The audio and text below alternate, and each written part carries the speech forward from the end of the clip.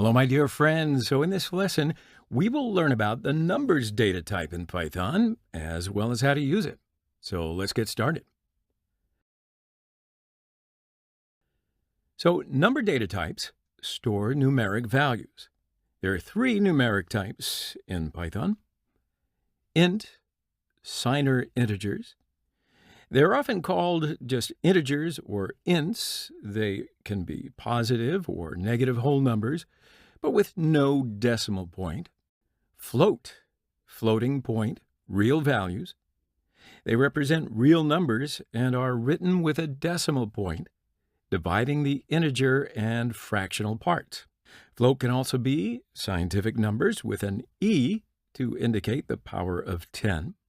Float, or floating point number, is a number, positive or negative, containing one or more decimals. Complex integers. They are in the form of a plus bj, where a and b are floats and j, or j, represents the square root of 1, which is an imaginary number. So the real part of the number is a, and the imaginary part is b. Complex numbers are not used that much in Python programming, but it's good to know it's there. So let's create a variable named a, and let's let it be 10. And checking the data type of the variable, as you can see, the data type of the variable a is integer. So create another variable named b, and let's let it be 99.9. As you can see, the data type of variable b is float. Create another variable named k, and let it be 45.j. And as you can see, the data type of variable c is complex. So as a result, variables of numeric types are created when you assign a value to them. To verify the type of any object, use the type function. And guess what? That's it. Now we can start learning math operators in Python. Math operators. Math operators, also known as arithmetic operators in Python, are used with numeric values to perform common mathematical functions. The most commonly used math operators in Python are addition, subtraction, multiplication, division, modulus, exponentiation, and floor division.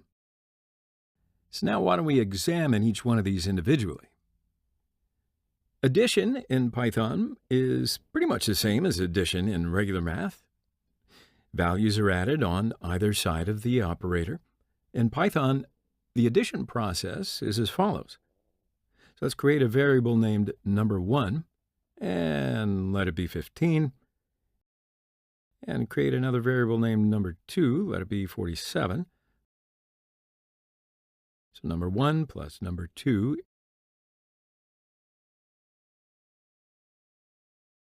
is 62. Create another variable named number3, and let it be 19.5. Create another variable named number4, and let it be 33. Number 3 plus number 4 is 52.5. Cool. Now, the process of subtraction is pretty much the same in mathematics as well. It'll subtract the right-hand operand from the left-hand operand. So in Python, subtraction process looks like this. So let's use the variable we just created. Number 2 minus number 1 is 32. Number 4 minus number 3 is 13.5. If we do multiplication in Python, we'll use the asterisk mark. So in Python, the multiplication process looks like this. Number 1 times number 2 is 705. Number 3 times number 4 is 643.5. So when we use the slash mark, we can do division. It'll divide the left-hand operand by the right-hand operand. So in Python, division looks like this. Number 1 divided by number 2. Number 3 divided by number 4. The percent mark, that'll divide the left-hand operand by the right-hand operand and returns the remainder. So in Python, the modulus process is as follows. Number 2 divided by number 1 is 2. Number 4 divided by number 3 is 13.5. Now, if we want to find the power of a number, we'll just need to use the double asterisk mark. So in Python, exponentiation looks like this. 4 to the power of 3 is 64. 10 raised to the power of 5 is 100,000. So can we find the square roots of a number? Of course. And the answer is 9.0. What about floor division? So the division of operands where the result is the quotient in which the digits after the decimal point are removed. But if one of the operands is negative, the result is floored. That is, rounded away from 0 towards negative infinity. So in Python, floor division looks like this. Number 2 / number 1 is 3.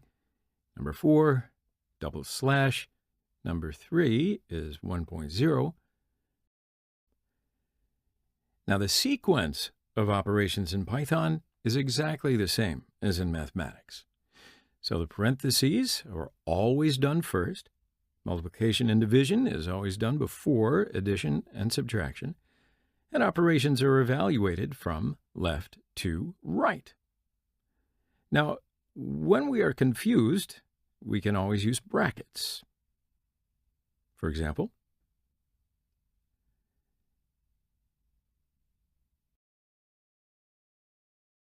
right? So if that looks confusing, try it with brackets.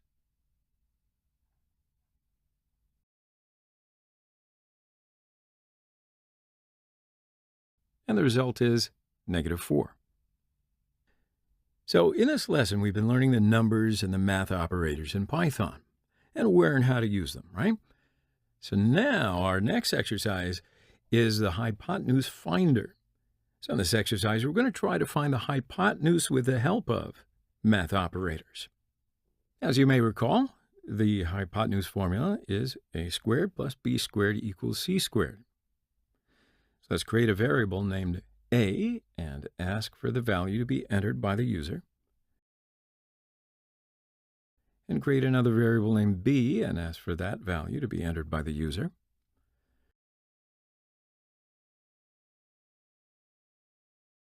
So now we create another variable named c and let that be the hypotenuse formula. So at this point, we want to find c's value, not the c's power. So we add asterisk, asterisk, 0.5. So let's print the result on the screen.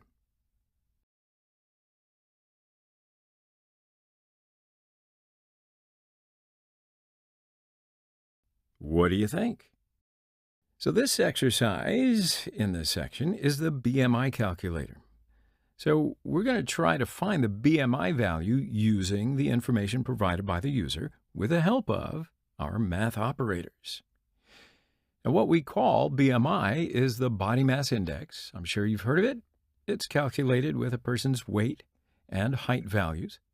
So the formula is weight divided by height squared. So let's create a variable named height and ask for the value to be entered by the user.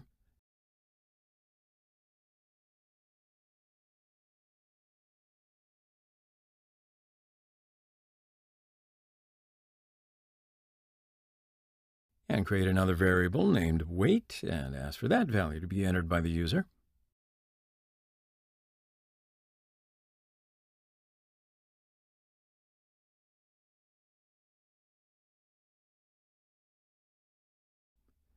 Now we'll create another variable named BMI and let that be the BMI formula.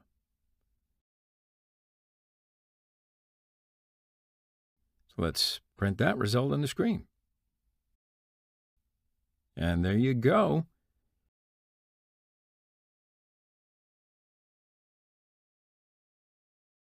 Now I want to see you in the next lesson. So have a great day.